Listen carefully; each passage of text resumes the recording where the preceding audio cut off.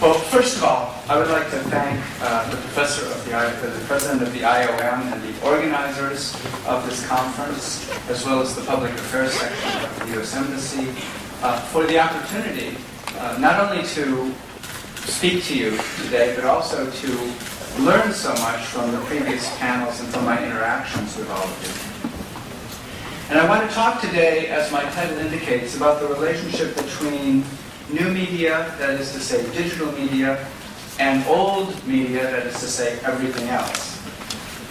I'm going to talk more about media for entertainment and expression, and less about the political dimension of communication, as Eric and Pat did so well this morning. And I'm going to talk not from a social science perspective, but from the perspective of media critique and design. So this talk this evening is something of an interlude, given the seriousness of the topics that we faced earlier in the day. But I think that expression and entertainment are also important facets of the new media change that we are witnessing. So another title for my talk could be, where will the content come from? The content to enable new digital media to flourish. And I have two answers for your consideration. One answer is no surprise. We are already witnessing the beginning of what is happening. That is, the content will come from all the familiar places. Because print, film, television, music are coming onto the web and into digital media forms in new ways. All the older media are part of a complex media economy. This is a topic that, in a certain sense, Professor Papathanassopoulos began with this morning in his introductory remarks. And it's been a subtext for the discussion all day, but I want to make it explicit now. So a huge amount, a rich fund of material from older media are coming into digital formats, allowing people to enjoy them in new ways. For example, a website like Netflix, which presents film to viewers mediated through a website, ships 1.9 million discs to customers every day. On April 2nd, 2009, the company announced that it had mailed its 2 billionth DVD. And now Netflix is doing electronic delivery as well. There are similar European sites, such as Glauria. Television. The website Hulu in the United States now carries programs by NBC, ABC, and Fox, as well as movies, and other specialized networks. A similar European site called Blinkbox adopts a similar strategy. iTunes. On January 6, 2009, Apple announced that over 6 billion songs have been downloaded since the service was first launched on April 28th of 2003. And even, though I say this with a bit of trepidation, newspapers are coming online. At least the top ones. For example, in the United States, the New York Times. The domain NewYorkTimes.com has attracted at least 146 million visitors annually by 2008. The Time website is ranked 59th by number of unique visits. Now, some new media enthusiasts don't want to recognize the importance of print, television, and film for the digital economy. They don't like this idea of borrowing and repurposing of earlier media. Consider this quotation from Stephen Holtzman's book, Digital Mosaics, as an example of this way of thinking, where he says that repurposing, that's to say taking over old media into the digital, is a transitional step that allows us to get a secure footing on unfamiliar terrain. But it isn't where we'll find the entirely new dimension of digital worlds. We need to transcend the old to discover completely new worlds of expression. But this notion of absolute novelty is not the way media work today in our media-saturated culture. Instead, media are diverse and multiple.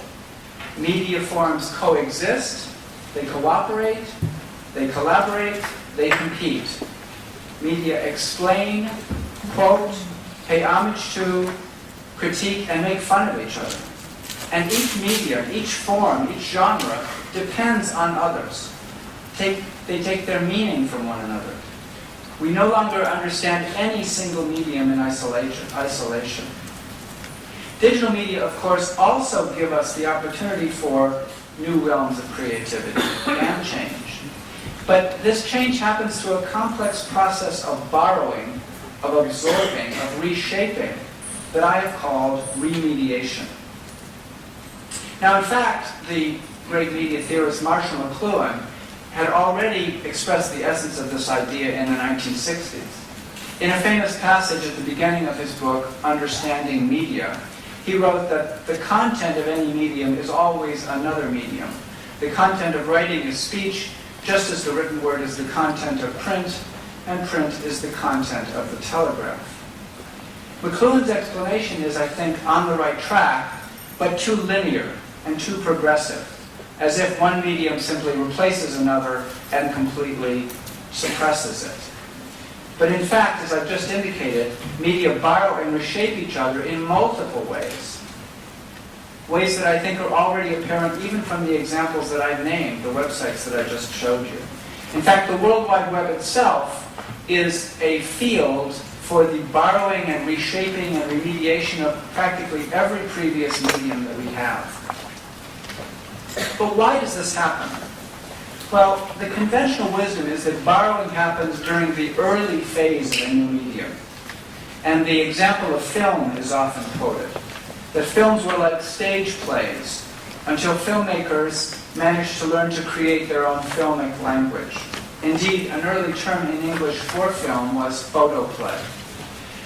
You're watching an excerpt from the American film Birth of a Nation by D.W. Griffith, which, according to American film historians, marks a turning point in the development of film, in which this new filmic language, with its editing capabilities and its mise-en-scène, discovered a new way to tell a story. The same argument is often made for television, that it went through a phase where it borrowed from stage production, from vaudeville, and from film, until it developed its own language. And the same argument is made with personal computers. Among the first popular applications of personal computers were word processing and spreadsheets, which borrowed the assumptions and goals of printing and typewriting. Now, I'm not saying that this theory of the early phase of a medium is completely wrong, but just that it is not complete. Because, in fact, not only do new media borrow from earlier media in their initial phase, the borrowing never really ends, even when a medium has supposedly reached maturity. It's an intrinsic part of media that they borrow and refashion and reshape one another. And this is happening all the time. It's still happening with film today, and it is happening with new media. Media remediate. So let's consider an example from the digital realm. Perhaps the most important new media form, certainly economically, and one of the most important culturally, is video games. Now, there are many different genres of video games, but certainly some of these game genres, like action-adventure games and first-person shooters, remediate film. In particular, they try to achieve the look of film. Each iteration of such games, each new release, strives for a certain kind of photorealism, to look more realistic, more like live-action photography. This image that you see here is from a game called Halo 3, and it is typical in its combination of photorealism and fantasy, trying to create the look that we would see if we were fighting strange warriors on distant planets, trying to look like a science fiction action-adventure film, and trying to put you as the player in the film. And this is a common goal of some video game genres. On the other hand, it's important to realize that remediation works both ways. In other words, it's not just a matter of the new